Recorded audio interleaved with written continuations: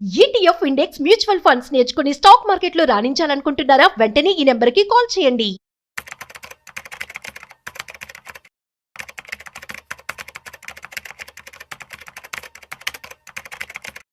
నమస్తే, welcome back to Suman TV. ప్రస్తుతం మనతో పాటు ఉన్నారు consumers affairs committee chairman Mandari Krishna Reddy గారు.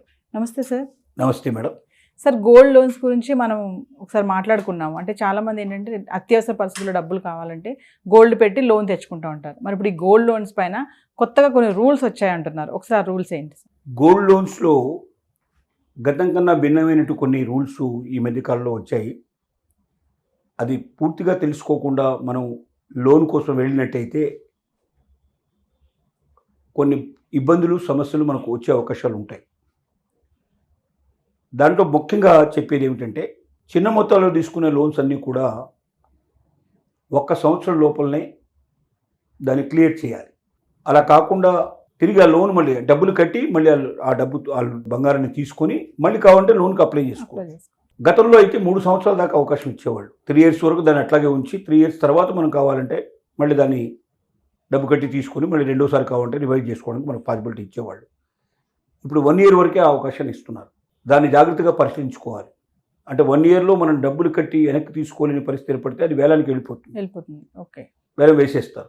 ఇంకోటి చాలా సందర్భాల్లో ఏం జరుగుతుందంటే, ఈ వేలం ప్రక్రియలో కూడా బాటంగా బయటకు వచ్చి వేలం వేసేదానికన్నా కూడా ఇంటర్నల్గా వాళ్ళు మెకానిజం చేసుకొని దాంట్లో కొన్ని గోల్మాల్ ప్రక్రియలు కూడా జరిగే పాసిబిలిటీస్ ఏర్పడతాయి. ఓకే, జరుగుతాయి సార్. అవకాశాలు ఉన్నాయి. ఎవరైనా తక్కువ రేట్లో కూడా చేశారంటారు. ఏముంది దాంట్లో? వేలం అనేది ఇష్టం మీద ఆధారపడింది కదా. వేలం అనేది ఎక్కువ భాగం ఎవరైనా పాట పాడితే ఎంతవరకు పాడగలుగుతాడు? దాని నిజమైన రేట్ ఏముంటుందనే విషయం ఎవరికైనా గ్రహించగలుగుతాడు. ఎందుకంటే ఆభరణాలు ఉన్నాయా, స్వచ్ఛమైన బంగారం ఉందా, మార్కెట్లో రేట్ ఎంత ఉంటుంది, దానికన్నా మించి అయితే వాడు పాడదు కదా. ఎందుకంటే స్వచ్ఛమైన బంగారం దొరుకుతుంది, దాంతో నగదు ఆయన చేయించుకోవచ్చు. 5%, 2% డిఫరెన్స్ తప్ప అంతకన్నా ఎక్కువ ఉండదు. వాళ్ళకి తెలిసిన వాళ్ళనే కూర్చోబెట్టి వేలం వేశారు, ఇంతకన్నా ఎక్కువ పాడలేదు, ఇంతే వచ్చిందని చెప్పడానికి పాసిబిలిటీ ఉంది. ఇలాంటివన్నీ గోల్మాలు చాలా జరుగుతుంటాయి.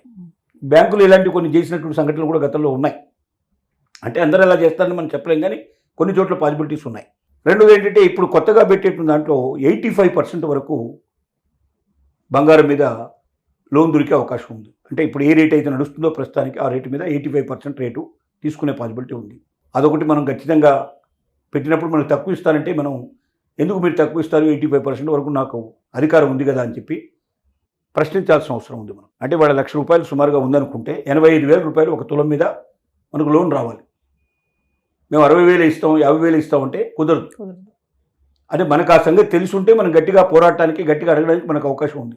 లేదా వాళ్ళు ఏమి ఇస్తే అది మనం తీసుకుంటుకోవడానికి మనకు ప్రయత్నం చేస్తాం మనం. ఇంకోటి, వేలం వేసినప్పుడు ఎప్పుడైనా సరే ఆ నోటీస్ మనకు రావాలి. కొద్ది రోజుల ముందరగానే, సహజంగా అయితే 15 days నోటీస్ ఉంటుంది.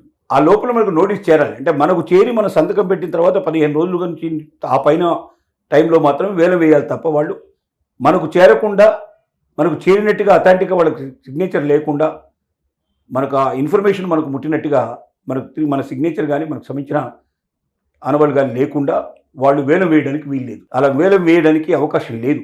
కాబట్టి అలా ఎవరైనా మనకు తెలియకుండా వేలం వేసినట్టయితే దాన్ని మనం ఛాలెంజ్ చేసేందుకు మనకు రైట్ ఉంది. ఇవన్నీ కొత్త నిబంధనలు చేసినటువంటి విషయాలు అన్నమాట. గతంలో ఏం చేసేవాళ్ళంటే, ఏదో ఒక కొరియర్ పంపించినట్టుగా, కొరియర్ వాపసు వచ్చినట్టుగా, పోస్ట్ ఆఫీసులో కూడా ఇలాంటివన్నీ చాలా లీలలు జరుగుతుంటాయి. కొరియర్ సంస్థలు కూడా చాలా ఇట్లాంటి లీలలు చేస్తుంటారు. సైన్ చేసి ఇచ్చినట్టుగా, ఎవరో సైన్ చేశారు, పిచ్చికితో ఒకటి గీసేసి ఇచ్చేస్తే అయిపోతుంది. మేము పంపించాము, వాళ్ళ దగ్గర నుంచి వచ్చింది, ఆ లెటర్ని ఆడ పెట్టేస్తారు. అది వాళ్ళ సంతకం కాదా అంటే, ఇంట్లో ఎవరున్నారో వాళ్ళు తీసుకున్నారు, ఎవరు ఏ సంతకం పెడితే అది తీసుకుంటాం. ఈ సంతకం ఇలా ఎందుకు చేసామని మేము ఎందుకు అడుగుతాం? మాకేం అవసరం? వాళ్ళు అలా ఇచ్చారు, మేము ఇలా తెచ్చాం అని ఇలాగా వాళ్ళు నోటీస్ పంపించినట్టుగా, నోటీస్ వచ్చినట్టుగా ఇట్లా చేసేవాళ్ళు. ఇప్పుడు అలా చేయడానికి వీలు లేదు. వాళ్ళు కానీ వాళ్ళ ఆథరైజ్డ్ రిప్రజెంటేటివ్స్ కానీ కావాలి. ఒకవేళ వెనక్కి వస్తే ఎందుకు వచ్చిందో మళ్ళీ తిరిగి వాళ్ళు పంపించే ప్రయత్నం చేయాలి. అలా 3 సార్లు మినిమం పంపించిన తర్వాత కూడా రిటర్న్ వస్తే అప్పుడు దాని గురించి ఏం చేయాలనే దానికి లీగల్ పద్ధతి ప్రకారంగా ప్రొసీడ్ అవ్వడానికి అవకాశం ఉంటుంది.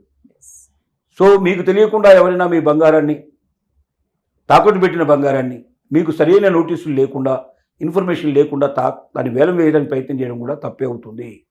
ఆ విషయంలో కూడా మీరు లీగల్గా ప్రొసీడ్ అవ్వడానికి మీకు రైట్ ఉంది.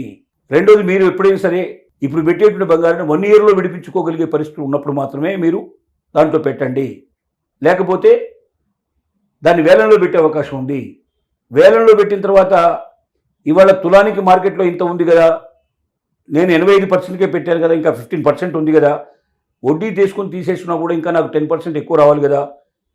నేను 100 తులాస్ మీ దగ్గర పెట్టాను, 10 తులాలు, ఒక తులం 10 గ్రాములు, ఒక 100 గ్రాములు పెట్టాను అంటే 100 గ్రాముల మీద నాకు ఎంత రావాలి? నాకు ఇప్పుడు ఇచ్చింది 85 చొప్పున 85,000 ఇంటూ 10 వేసుకుని 8,50,000 నాకు ఇచ్చాను. Yes. నాకు లెక్క ప్రకారంగా 10 లక్షల వాల్యూ మీకు పెట్టాను. వేలం వేసే రోజున అది 11 లక్షలు 12 లక్షలు ఉంటుంది. అంటే ఈ 3 లక్షలు 4 లక్షలు నాకు రావాలి. అంటే ఎంత అయితే నేను కట్టాల్సి ఉందో ఆ కట్టేది తీసుకొని మిగతాది నాకు ఇచ్చేయమని, అది తీసుకోవడానికి కూడా మనకు రైట్ ఉంటుంది. వేలం వేసిన తర్వాత అంతకుముందు ఎంతైతే ఉందో మనం కట్టాల్సింది పోయిన తర్వాత మిగతా డబ్బులు మనకి ఇవ్వాలి. లెక్క ప్రకారం ఖర్చులు తీసేసి ఇస్తారు అది. కానీ చాలా సందర్భాల్లో మనకు ₹1 రాదు. ఎందుకంటే మాకు తక్కువ వేలలో పోయింది లేదా ఎక్కువ ఎక్స్పెండిచర్ అయిందని రకరకాల లెక్కలు చెప్పి మనల్ని తీసేసే ప్రయత్నం చేస్తారు. ఇది ఏం జరిగినా లీగల్గా ప్రొసీడ్ అయ్యి ఎవరైతే మనకు అన్యాయం చేశారో వాళ్ళ నుంచి మనం తెచ్చుకునేందుకు మనకు హక్కు ఉంది. ఇలాంటి కొత్త చట్టాల లోపల రూపొందించిన పద్ధతులు, కొత్త రూల్స్ అన్నీ వస్తున్నాయి తొందరలోనే. ఈ రూల్స్ ప్రకారంగా వేలం వేయడానికి కానీ వీటన్నిటికీ కానీ పాజిబిలిటీ ఉంది. కానీ మీరు ఒకటే గ్రహించాల్సింది, 1 సంవత్సరం లోపల మీరు తిరిగి తీసుకోవడానికి వీలుగా ఉండేటట్టయితేనే మీరు వేలంలో దాంట్లో పెట్టండి. మీరు గోల్డ్ లోన్ పెట్టి, లేదా మీ ఫ్రెండో మీ బంధువులు ఎవరి దగ్గర డబ్బైనా తీసుకెళ్ళి కట్టి దాన్ని మళ్ళీ తీసుకొని మళ్ళీ లోన్ తీసుకొని వాళ్ళ డబ్బులు వాళ్ళకి ఇచ్చే అవకాశం మీకు ఉంది. కానీ అది మీరు తీసుకోకపోతే మాత్రం 1 ఇయర్ లోపల వాళ్ళు వేలం వేసేందుకు వాళ్ళకి పూర్తి రైట్స్ ఏర్పడుతున్నాయి. Thank you.